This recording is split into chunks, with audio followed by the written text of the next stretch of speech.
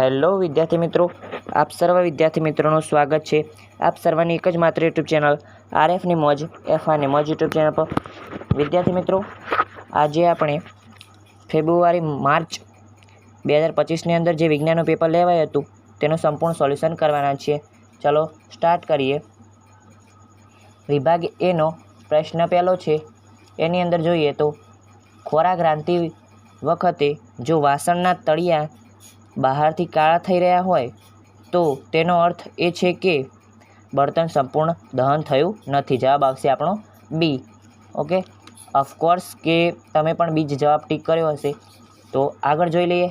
આગળ આપણો પ્રશ્ન નંબર બીજો છે કે નીચેની અંદરથી કયો ઘ્રાણેન્દ્રિય સૂચક છે? તો મિથાઇલ ઓરેન્જ અને ફેનોપ્થેલિન એ કૃત્રિમ સૂચકો છે। વેનિલા અર્ક એ ઘ્રાણેન્દ્રિય સૂચક છે, જ્યારે હળદર એ કુદરતી સૂચક, એટલે આપણો જવાબ આવશે વેનિલા। ઓકે, આગળ જોઈએ। આગળ આપણો પ્રશ્ન છે ત્રીજો કે 1U એ = ખાલી જગ્યા એ, તો જવાબ આવશે પહેલો જ 10⁻6 અને વિદ્યાર્થી મિત્રો, તમને આની અંદર કન્ફ્યુઝન થાય કે 10⁻6 આવે અથવા તો -10⁻3। તો વિદ્યાર્થી મિત્રો, હું તમને ગેરંટી સાથે કહું છું કે જવાબ તમારો એ જ આવશે। એ 10⁻6 એ જ તમારો વિદ્યાર્થી મિત્રો જવાબ આવશે, હું ગેરંટી લઉં છું। ઓકે, તો ચિંતા કરતા નહીં, એ જ તમારો જવાબ છે। આગળ, મનુષ્યની અંદર ફેફસા એ ખાલી જગ્યા તંત્ર સાથે સંકળાયેલ તંત્રનો ભાગ છે। તો વિદ્યાર્થી મિત્રો, એની અંદર જવાબ આવશે શ્વસન। પરિવહન પણ તમને કન્ફ્યુઝન કરી શકે એવું હતું, પરંતુ આપણો ફાઇનલ આન્સર હશે શ્વસન। ઓકે, ચલો આગળ જોઈ લઈએ આપણે। આગળ જોઈએ તો મોટી ઉંમરની વ્યક્તિની આંખનો સ્ફટિકમય લેન્સ દૂધિયો અને વાદળછાયો બને જાય છે। આ પ્રકારની પરિસ્થિતિને મોતિયો કહે છે। વિદ્યાર્થી મિત્રો, તમને ખબર હશે કે તમારા દાદાને કોઈકને મોતિયો હશે, તો ના હોય તો સારું। ઓકે, અરીસાને સામે ગમે તે ઊભા રહીએ છતાં તમારું પ્રતિબિંબ ચત્તું મળે તો આ અરીસો ખાલી જગ્યા હશે। તો સમતલ અને બહિર્ગોળ, જો કોઈએ ઉતાવળ કરી હોય અને સમતલ જોઈને ટીક કર્યું હોય અથવા તો માત્ર બહિર્ગોળ જોઈને ટીક કર્યું હોય તો પણ તમારું ખોટું રહેશે, કારણ કે ડી સમતલ અને બહિર્ગોળ, સમતલ અથવા બહિર્ગોળ બે આપેલું છે એટલા માટે। ઓકે, આગળ જોઈએ। આગળ આપણો વિદ્યાર્થી મિત્રો ખાલી જગ્યા છે કે પૃથ્વીનો પોપડો ખનિજ સ્વરૂપે માત્ર ખાલી ટકા કાર્બન ધરાવે છે। તો વિદ્યાર્થી મિત્રો, આપણો જવાબ આવશે 0.02%। ઓકે, અને ખનિજ સ્વરૂપે સિવાય પણ તે કેટલા ટકા કાર્બન ધરાવે છે? તો 0.03% અને ખનિજ સ્વરૂપે 0.02%। આગળ જોઈએ, વિદ્યુત સ્થિતિમાનનો તફાવતનો એસઆઈ એકમ ખાલી જગ્યા વૈજ્ઞાનિક નામ પરથી રાખવામાં આવે। તો વિદ્યાર્થી મિત્રો, એની અંદર જવાબ આવશે એલેસાન્ડ્રો વોલ્ટાના નામ પરથી રાખવામાં આવ્યો હતો। આગળ જોઈ લઈએ। આગળ વિદ્યાર્થી મિત્રો છે કે જારક શ્વસન દરમિયાન આપણી સ્નાયુ પેશી પાયરુવેટનું રૂપાંતર ખાલી જગ્યાની અંદર કરે છે। તો વિદ્યાર્થી મિત્રો, જવાબ આવશે લેક્ટિક એસિડની અંદર રૂપાંતર કરે છે। ખાલી જગ્યા પ્રાણી પોતાનું લિંગ બદલી શકે છે। તો વિદ્યાર્થી મિત્રો, સ્નેલ એ પોતાનું લિંગ બદલી શકે છે। લેન્સનું સૂત્ર, વિદ્યાર્થી મિત્રો, આની અંદર તમને કન્ફ્યુઝન આવી શકે છે। ઓકે, મને પણ કન્ફ્યુઝન થયું હતું, એટલા માટે મેં આર્ય ટીક કર્યું હતું, એટલે મારો એક જવાબ ખોટો હતો, એટલે આપણો જવાબ આવશે AV - AU = 1/f। ઓકે, ચલો આગળ જોઈએ। સિન્નાબારનું રાસાયણિક સૂત્ર, તો વિદ્યાર્થી મિત્રો એની અંદર આવશે HGS એ સિન્નાબારનું રાસાયણિક સૂત્ર છે। ઓકે, આગળ જોઈએ। આગળ આપણો છે ખરા ખોટા કે સોલ્ડર એ શીશુ અને ટીનની મિશ્ર ધાતુ છે। વિદ્યાર્થી મિત્રો, આ ખરું આવશે। ઓકે, આગળ, જે બાળક પોતાના પિતા તરફથી વાય રંગસૂત્ર વારસાની અંદર પ્રાપ્ત થશે તે છોકરી બને। તો વિદ્યાર્થી મિત્રો, ખોટું વિધાન છે, કારણ કે છોકરો બને। ઓકે, આઈ હોપ કે તમને દેખાતું હશે। ઓકે, ચલો 15મો છે કે તારાઓનું પ્રકાશનું વાતાવરણ વક્રીભવન થવાથી તારાઓ ટમટમતા લાગે છે। તો ખરું છે, એકદમ સાચું છે।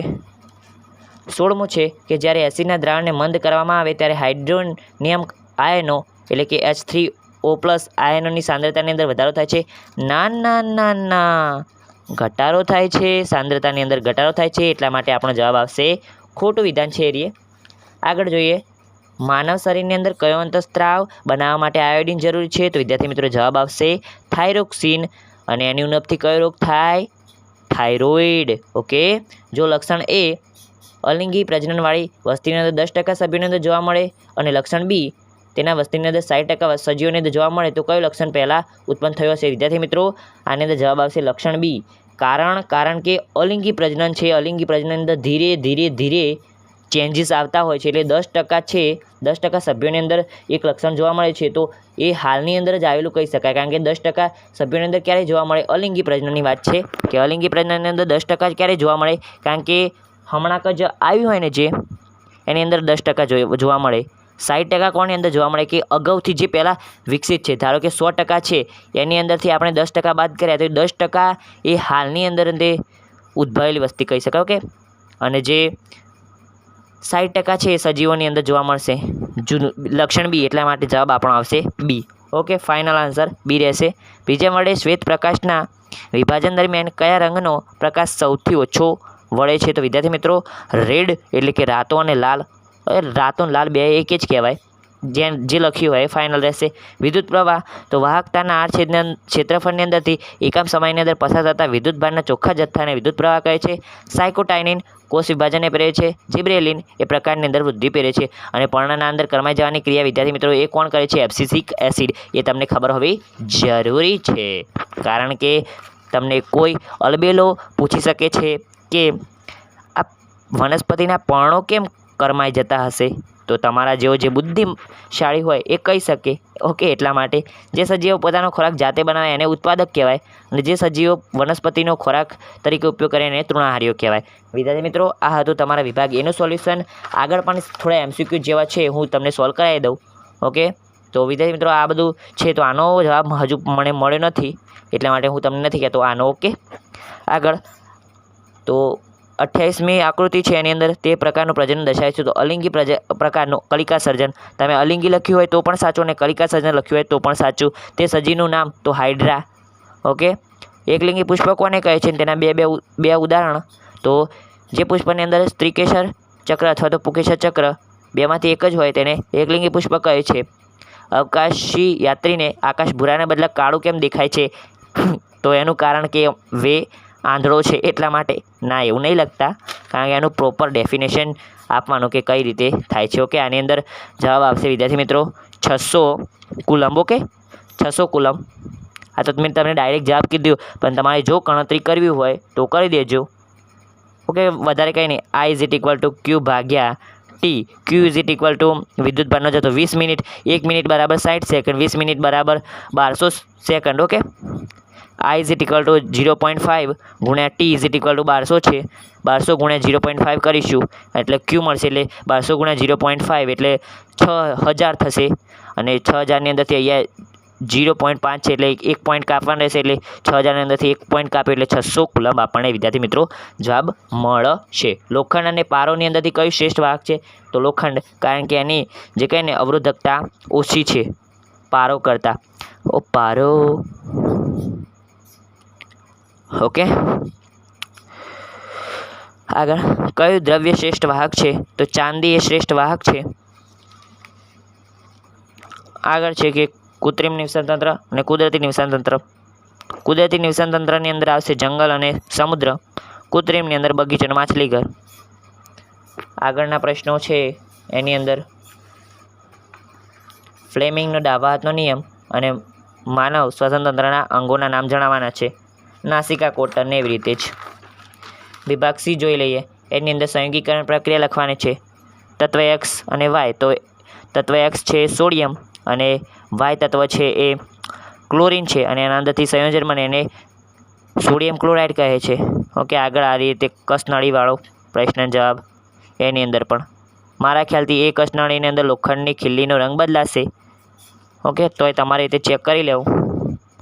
આગળ છોકરીઓની અંદર જોવા મળતા ફેરફારો. તરુણાવસ્થા દરમિયાન નર પ્રજનન તંત્ર, માતા પ્રજનન તંત્ર. આગળ કારની હેડલાઇટની અંદર વિદ્યાર્થી મિત્રો અંતર્ગોળ, પાછળ દોવા માટે બહિર્ગોળ અને સોલર પટ્ટીની અંદર અંતર્ગોળ. ઓકે. આવી રીતે છે. વિભાગ D ની અંદર પણ સરસ મજાના પ્રશ્નો છે.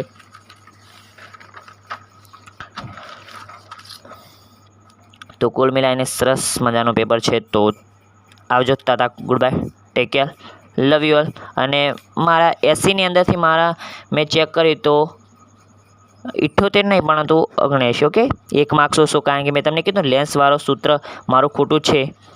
અને તમે એમ પણ કહી શકો કે કેમ વિભાગ ડી, સી અને બીની અંદર તમારે એકે ખોટું નહીં પડે. તો વિદ્યાર્થી મિત્રો ચાન્સ તો નથી, પરંતુ જો ભાગ્ય સાથ આપે તો. કારણ કે તો જોઈએ ને કે વિભાગ સીની અંદર મેં લખ્યા છે 8 પ્રશ્નો, લખવાના કેટલા 9 હોય, એક જ છોડ્યો છે. કુલ એટલે કે કેવું લખવાના 6 જ હોય અને કુલ પ્રશ્નો 9 હોય. એની અંદરથી મેં વિભાગ સીની અંદર લખ્યા છે 8 પ્રશ્નો, એક જ છોડ્યો છે. અને સીની અંદર કુલ પ્રશ્નો 8 હોય, એની અંદરથી મેં લખ્યા છે જો ને કેટલા 6 લખ્યા છે, એટલે 2 પ્રશ્નો છોડી દીધા. લખવાના 5 જ હોય છે એની અંદર, અને આની અંદર 6 લખવાના હોય છે. જ્યારે વિભાગ બીની વાત કરું તો 13 પ્રશ્નો આવે છે, અને 13ની અંદરથી મને બતાવતા બહુ જ આનંદ થાય છે કે 13ની અંદરથી મેં 13 લખ્યા છે.